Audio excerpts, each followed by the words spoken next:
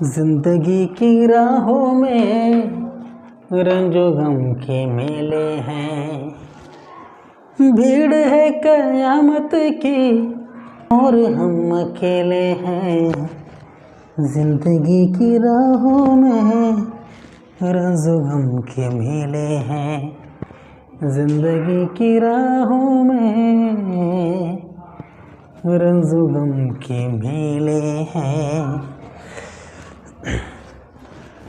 Hello बच्चों, जय हिंद। देखिए, आज की इस वीडियो में हम लोग सॉल्व करने वाले हैं प्रतिलोम त्रिकोणमिति के सबसे महत्वपूर्ण प्रश्न। और ये जितने भी प्रश्न हैं बच्चों, ये हर साल लगभग हर साल पेपर में पूछा जाता है। तो अगर आप बोर्ड एग्ज़ाम 2024 देने वाले हैं तो आपको इस वीडियो के लास्ट तक बने रहना चाहिए, ठीक है ना बच्चों।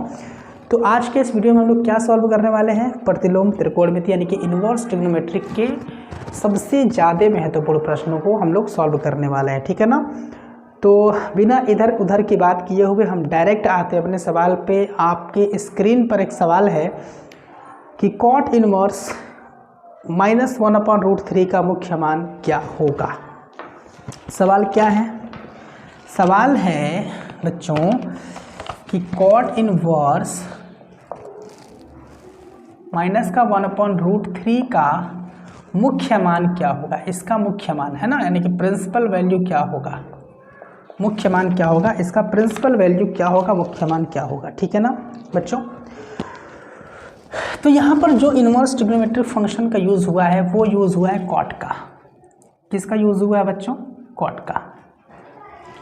और कॉट का जो मुख्य मान होता है बच्चों, कॉट का जो मुख्य मान होता है, प्रिंसिपल वैल्यू या फिर प्रिंसिपल ब्रांच जो होता है, मुख्य शाखा जो होती है वो होती है 0 to पाई।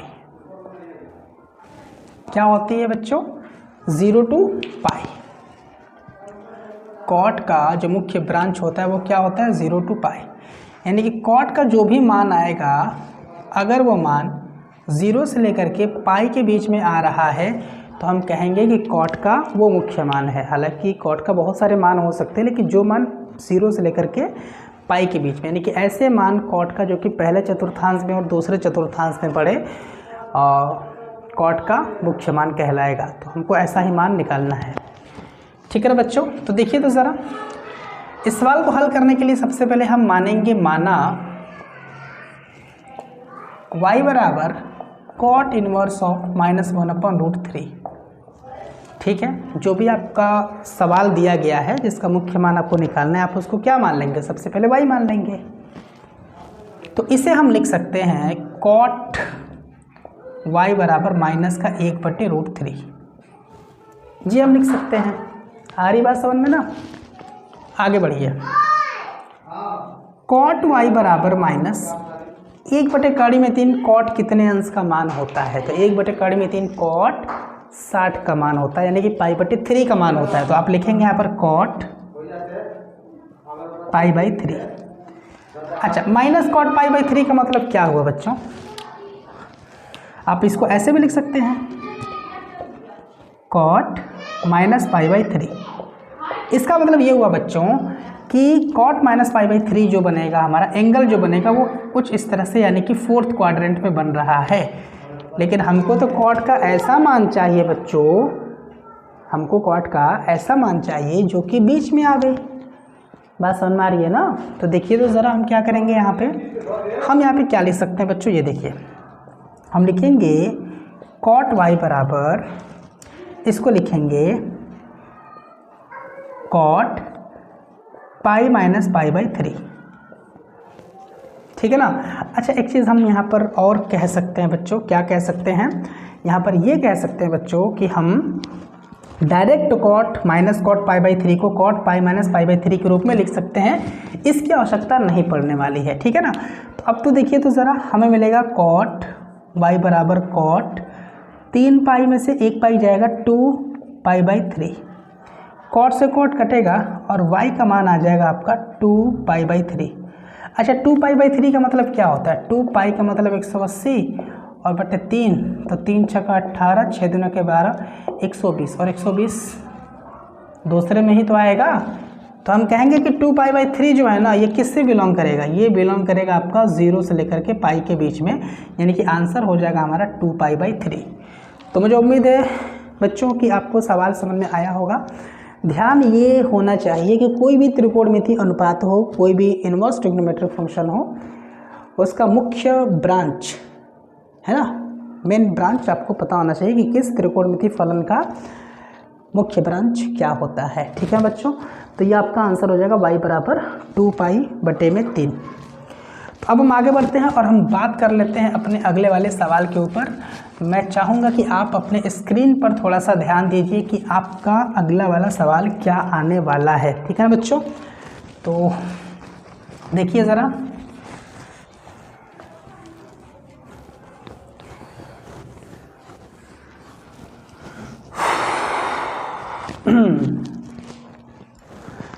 अगला सवाल है आपका बच्चों कि सिद्ध करना है कि tan 1 1/2 प्लस tan 1 1/3 बराबर π/4 होगा। क्या सिद्ध करना है बच्चों? सिद्ध करना है कि tan 1 1/2 प्लस tan 1 1/3 बराबर कितना होगा बच्चों? π/4 होगा। तो इसमें एक सूत्र का प्रयोग होगा बच्चों, ठीक है ना। क्या होगा सूत्र का प्रयोग? tan 1 x plus tan 1 y का एक सूत्र होता है जो कि होता है tan 1 x प्लस वाई बटे में 1 माइनस एक्स वाई। ठीक है ना बच्चों, ये होता है tan 1 x plus y upon 1 minus x y. किसका सूत्र होता है? tan 1 x plus tan 1 y का। ठीक है ना बच्चों, तो अगर हम यहाँ से LHS लेने का प्रयास करें तो मिलेगा tan 1 of 1/2 plus tan 1 of 1/3। x का काम 1/2, y का काम 1/3 कर रहा है, तो आप इसे लिख सकते हैं tan 1 bracket a plus b यानी कि 1/2 प्लस 1/3 अपॉन में 1 माइनस ए बी यानी 1/2 इंटू 1/3। तो बराबर में tan 1 देखिए, तो 3 एकम में 3, 2 एकम में 2, 3 2 5/6 आएगा ऊपर, और नीचे आएगा 1 माइनस 1 एकम 1/3 दूना के 6।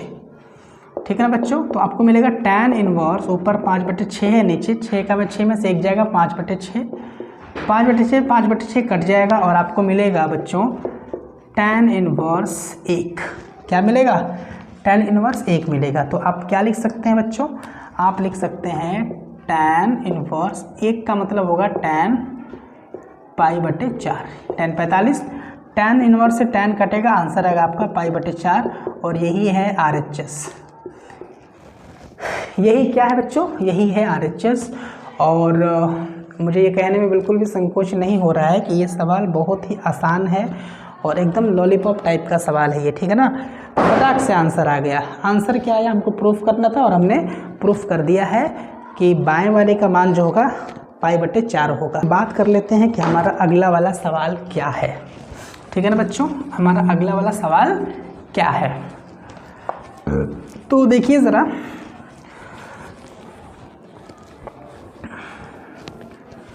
जो हमारे पास अगला सवाल है बच्चों वो है कि अगर tan 1 x-1 upon x-2 plus tan 1 x plus 1 upon x plus 2 बराबर π/4 है तो x का मान ज्ञात कीजिए। सारे के सारे सवाल पूछे गए हैं है ना बच्चों, ये सारे के सारे सवाल क्या किए गए हैं? पूछे गए हैं। किस में पूछे गए हैं? तो आपके बोर्ड एग्जाम में पूछे गए हैं। तो देखिए, तो ज़रा एक तरह से आपके पास समीकरण दिया हुआ है कि tan 1 of x-1 upon x-2 plus tan 1 of x plus 1 upon x plus 2 बराबर π/4। आपको क्या करना है? x का मान बताना है, x का मान बताना है। चलिए हल करते हैं। सूत्र से हम वही लगेगा जो हमने अभी इससे पहले वाले सवाल में लगाया है। तो देखिए, हम इसे लिख सकते हैं tan 1 of a plus b x-1 upon x-2 plus x plus 1 upon x plus 2, a plus है ना, a plus b upon 1 minus a into b यानी x-1 upon x-2 a into b x plus 1 upon x plus 2। आगे बढ़िए आप, अच्छा बराबर में π/4, बराबर π/4। अब देखिए, तो tan 1 इसका मल्टीप्लाई इसमें होगा x plus 2 into x minus 1 plus इसका मल्टीप्लाई इसमें x plus 1 into x minus 2 और पूरे के अपॉन में आएगा नीचे वाला इन x minus 2 into x plus 2 और पूरे के बट्टे में इसको लीजिए 1 माइनस इतना मल्टीप्लाई पे इतना x minus 1 into x plus 1 बटे में x minus 2 into x plus 2। ठीक है बच्चों, बराबर में पाई बटे 4। आगे बढ़िए, tan इनवर्स इसका मल्टीप्लाई करिए तो x होगा माइनस x होगा प्लस 2x होगा माइनस 2 होगा प्लस इसका मल्टीप्लाई करिए तो एक्स स्क्वायर होगा, सॉरी यहाँ से x square minus x plus 2x minus का 2 plus x square minus 2x है ना प्लस x माइनस 2। क्लियर है बच्चों, बटे में ये देखिए आपका x माइनस 2 एक्स प्लस 2। ठीक है बच्चों, इसका क्रॉस मल्टीप्लाई 1 में होगा तो आपको मिलेगा x minus 2 and x plus 2 और माइनस के बाद x माइनस 1 और x प्लस 1 और पूरे के बटे में आपका है आपके पास है x माइनस 2 और x प्लस 1 x प्लस 2। ठीक है ना बच्चों, ये देखिए कटने वाला है और बराबर आपके पास है पाई बटे 4। ठीक है बच्चों, आगे देखिए, आगे आपको मिलेगा tan इनवर्स ऑफ, ये देखिए तो माइनस एक्स और ये प्लस एक्स ये कटने वाला है यहाँ से। ठीक है ना बच्चों, और यहाँ पर एक चीज़ और देखिए प्लस का 2x माइनस का 2x ये भी कटने वाला है और आपको पता है बच्चों क्या मिलेगा, आपको यहाँ से मिलेगा tan इनवर्स एक्स स्क्वायर और एक्स स्क्वायर 2x स्क्वायर। ठीक है ना बच्चों, और माइनस 2 माइनस का 4 और बटे में ज़रा नीचे देखिए तो इसका देखिए a minus b a plus b a square minus b square यानी एक्स स्क्वायर माइनस 4 मिलने वाला है बच्चों। और ये माइनस करने के बाद अंदर देखिए ज़रा a minus b a plus b यानी कि एक्स स्क्वायर माइनस 1 मिलने वाला है यहाँ पर और बराबर क्या है बच्चों, बराबर है आपके पास पाई बटे 4। तो अब मिलेगा आपके पास tan इनवर्स, ज़रा देखिए तो ऊपर है 2x स्क्वायर माइनस 4 बटे नीचे है एक्स स्क्वायर माइनस 4 है ना, फिर माइनस एक्स स्क्वायर प्लस का 1। क्लियर है बच्चों, क्लियर है ना, समझ में आ रही है आपको बात। माइनस अंदर जाएगा तो यही मिलेगा हमको बराबर पाई बटे 4। ठीक है ना बच्चों, अब देखिए तो minus x square plus x square कटेगा एक दूसरे से, आपको मिलेगा tan इनवर्स ऑफ ऊपर है 2x स्क्वायर माइनस 4 नीचे है माइनस 4 प्लस 1 माइनस 3 तो पाई बटे 4 तो आएगा 2x स्क्वायर माइनस 4 अपॉन में minus 3 equal to tan inverse को उधर लेकर के जाएंगे तो आप लिख सकते हैं tan पाई बाई 4। ठीक है बच्चों, अब यहाँ से देखिए 2x square minus 4 upon minus 3 equal to tan pi by 4 की वैल्यू होती है 1 तो आपको मिलेगा 2x square minus 4 is equal to minus 3 का अगर 1 में मल्टीप्लाई करेंगे माइनस 3 आएगा, माइनस 4 को उधर आप शिफ्ट करिए तो 2x square equal to minus 3 plus का 4 तो 2x स्क्वायर इक्वल टू 1 तो x square equal to 1 upon 2 तो x इक्वल टू आ जाएगा plus minus under root of 1/2 जैसे कि आप लिख सकते हैं प्लस माइनस 1/√2। तो दिस इज़ योर आंसर बच्चों। तो ये आपका आंसर हो जाएगा है ना, x का मान हो जाएगा प्लस माइनस 1/2।